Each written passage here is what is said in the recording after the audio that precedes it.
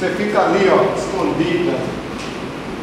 Se eu notar que o negócio tem vantagem, eu chamo você. Se não, eu trabalho hoje para arranjar comida, algum dinheiro. Depois a gente sai em viagem, tá bem? Está. Agora, Simão, eu lhe digo uma coisa, viu? Eu tô de olho aberto em cima de você.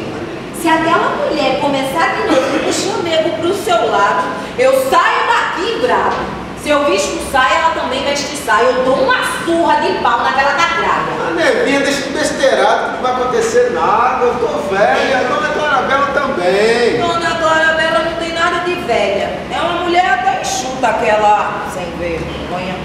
Nem você tá velho, mesmo que tivesse. Isso não quer dizer nada. Safado também envelhece.